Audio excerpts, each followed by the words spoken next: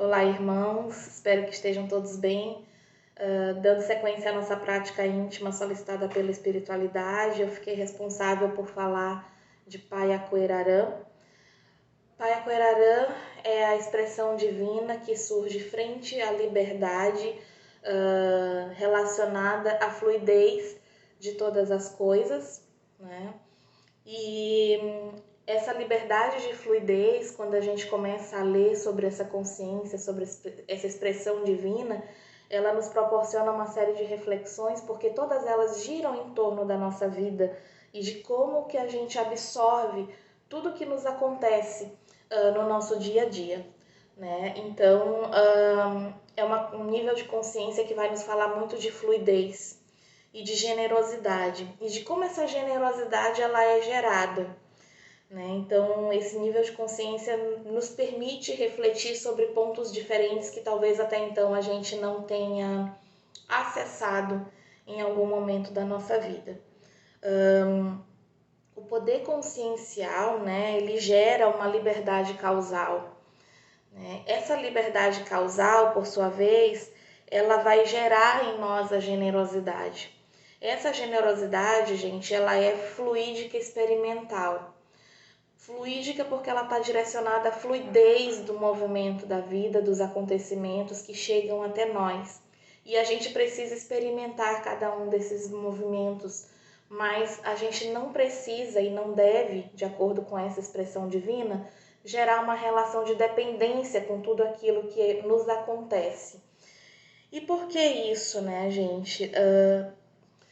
Essas relações de dependência, elas precisam ser olhadas de uma forma mais ampla.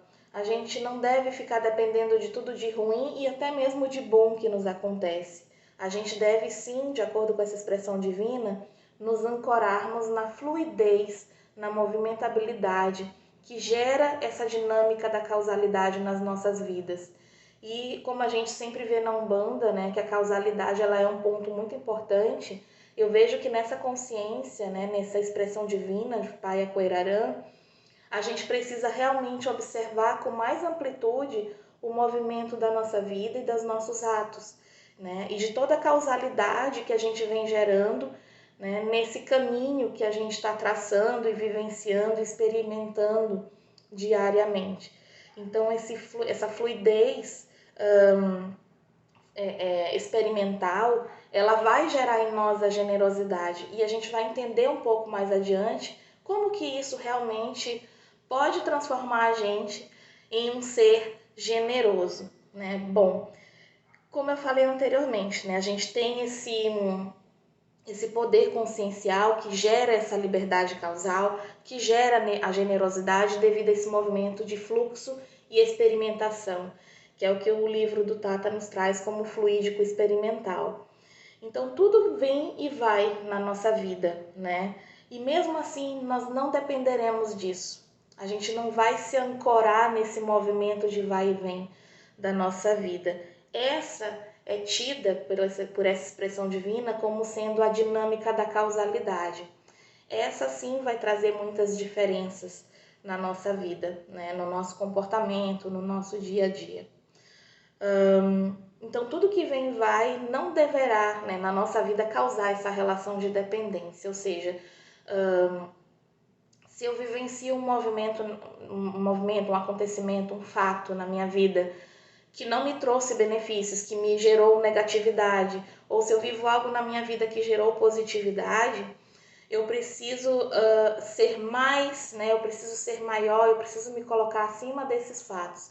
Não no sentido hierárquico de dizer que eu sou melhor ou pior do que os acontecimentos, mas no sentido de que eu preciso observar essa fluidez de vida, de acontecimentos. Então não estabeleçam, né, pelo menos foi assim que eu compreendi, uma relação de hierarquia com essa fluidez. A gente não deve categorizar isso, eu vou me colocar acima ou eu vou me colocar abaixo, né? Pelo contrário, o que essa expressão divina deseja de nós é que a gente observe melhor o movimento da vida e que a gente compreenda mais essa dinâmica, né, fluídica que a gente vivencia no nosso dia a dia. Porque a gente não pode se ancorar nesse movimento do vem e vai dos acontecimentos da vida, porque isso nos prende, nos limita e nos impede de sermos realmente generosos. A gente está acostumado a ver a generosidade de uma forma um pouco diferente e tem toda uma questão da cultura do imaginário em torno dessa palavra, de que o fulano é generoso quando ele retribui algo, né? Ou fulano é generoso quando ele se comporta de tal maneira, quando ele está estendendo a mão. E a palavra generosidade trazida por Payacuerarã, ela está justamente relacionada não com a atitude, eu tenho que fazer, eu tenho que devolver, mas sim no curso natural das coisas, nessa dinâmica de causalidade que a gente já vivencia no nosso dia a dia. Essa geração de benefícios e malefícios, ela está diretamente relacionada a isso. Então, se eu gero um malefício a alguém, por menor que seja, ela está embutida nessa dinâmica de causalidade. Então, como é que eu vou observar isso, né? Como é que eu vou tentar entender e compreender esse processo de dinâmica? Isso sim vai fazer a diferença, porque eu preciso entender que eu não vou me transformar em uma pessoa dependente desses acontecimentos. Eu preciso estar acima dessas questões de dependência para que eu consiga observar melhor e trazer para a minha vida essa dinâmica de causalidade, tá? Bom, eu sou plenamente generoso, segundo essa expressão divina, quando eu não dependo de nada que me acontece de bom ou de ruim.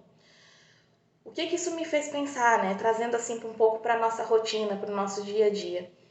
Às vezes a gente vivencia uma determinada situação que não nos agrada, né? A gente se chateia com alguma coisa, fica magoado com outros acontecimentos, ou então a gente fica muito feliz com algo que aconteceu de bom com a gente. Essa movimentabilidade toda, eu preciso observar de um ponto de vista que benefícios isso vai gerar na minha vida e como que eu posso ampliar esse benefício para um outro irmão. O que a gente tem de ruim, né, ou o que a gente vivencia de ruim, eu vou até falar disso novamente adiante, a gente deve tirar proveito e apreciar as coisas boas, né? Essa consciência de Payacuerarã nos ensina de forma muito, muito clara para a gente. Então, mesmo que algo seja benéfico ou maléfico para mim, eu preciso me situar para além disso, porque senão a gente fica bitolado, senão a gente fica limitado aos fatos, e isso nos torna pessoas nada generosas, porque a gente não vai ter o mesmo olhar para aquele irmão, a gente não vai ter o mesmo olhar para aquele acontecimento, e principalmente para nós mesmos, né? Porque como a Umbanda nos ensina, e isso Payacuerarã me fez perceber como sendo uma coisa muito forte, que faz parte dessa dinâmica de causalidade, que é a gente olhar para nós, observar essa dinâmica de causalidade e ver o que a gente está gerando de malefícios e de benefícios para nós mesmos, né? Principalmente porque isso vai refletir no outro. Então, isso ficou muito claro para mim quando eu li, né, isso nessa consciência divina do Payacuerarã.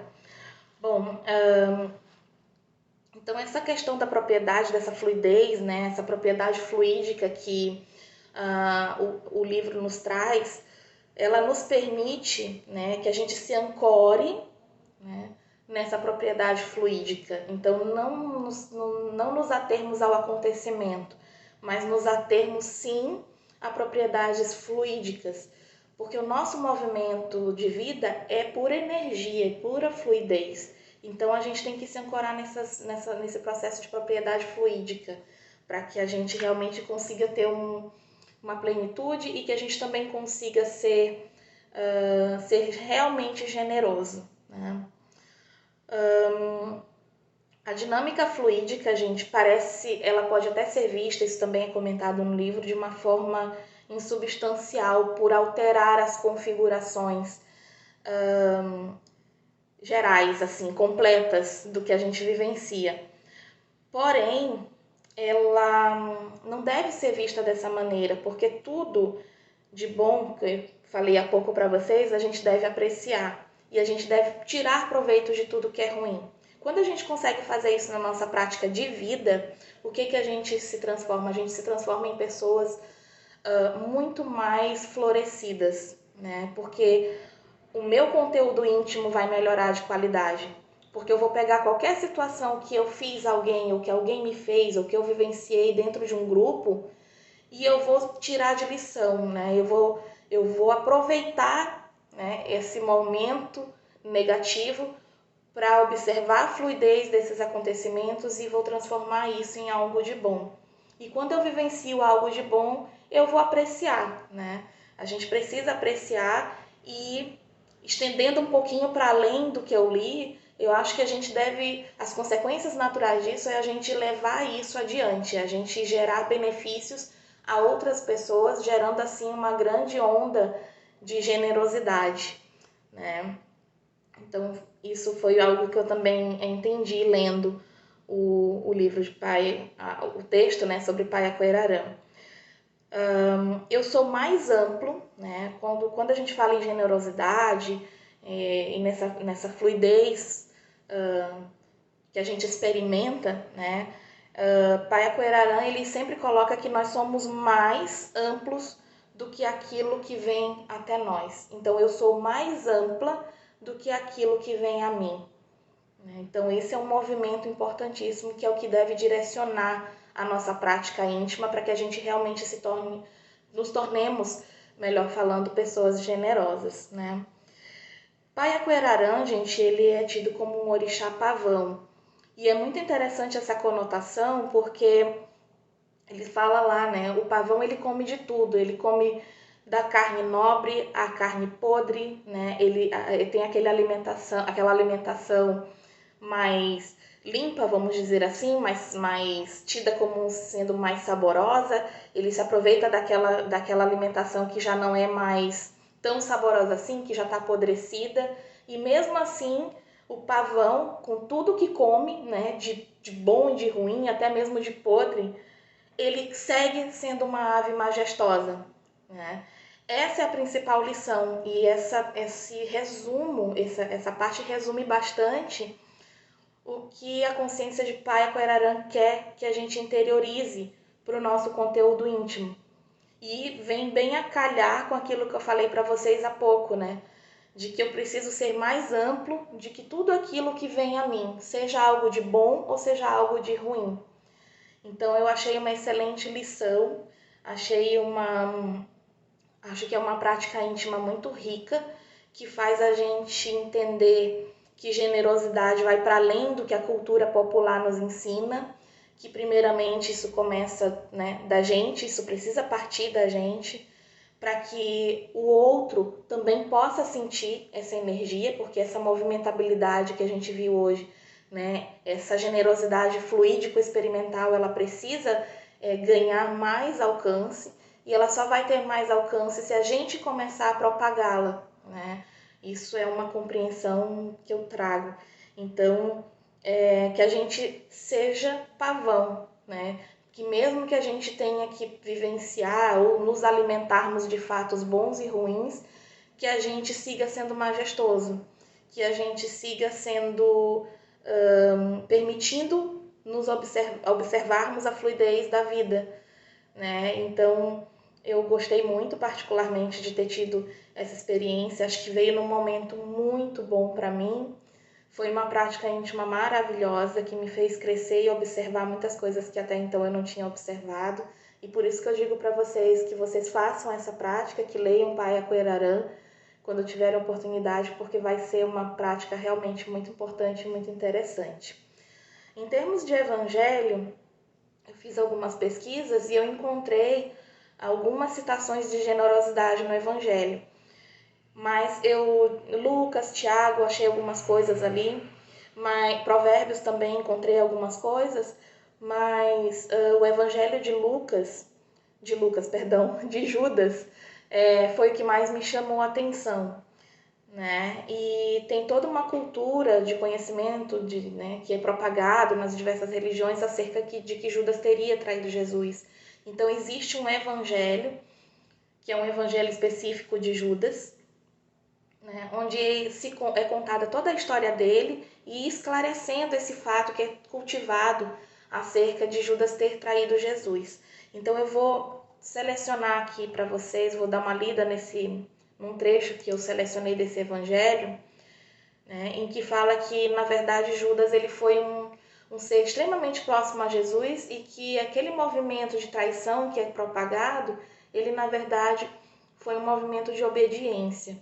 Então, talvez Judas tenha observado um pouco dessa fluidez de tudo de bom e de ruim que chegou até ele, e ele cumpriu com seu papel e com seu destino. Né? Isso é uma analogia bem simples e bem rasa que eu faço para não tomar muito tempo do nosso vídeo aqui e também para não fugir do tema. Mas o evangelho de Judas, ele vem bem a calhar um pouco com essa questão do pai Aquerarã. Eu vou só ler aqui para vocês o que eu tenho, eu vou virar um pouquinho de lado aqui, tá? Que eu estou diante da tela do meu computador. Então eu vou ler esse trecho para vocês. O Evangelho retrata Judas como o discípulo mais próximo de Jesus e que cometeu o ato de traição a pedido do próprio Mestre. Esse Evangelho transforma o ato de traição em um ato de obediência, que eu comentei agora com vocês. E o trecho do Evangelho que ele destaca em seguida é o seguinte: E Jesus disse para Judas: Mas tu suplantarás a todos eles, pois sacrificarás o homem que me veste. Então eu deixo esse destaque, né? Indico a busca pelo Evangelho de Judas, é uma leitura muito interessante, eu estou começando a fazer essa leitura agora. Espero que eu tenha contribuído, né? Espero que eu tenha cumprido a missão, o papel que me foi indicado, e eu espero que vocês fiquem bem. Muito obrigada pela atenção e até a próxima.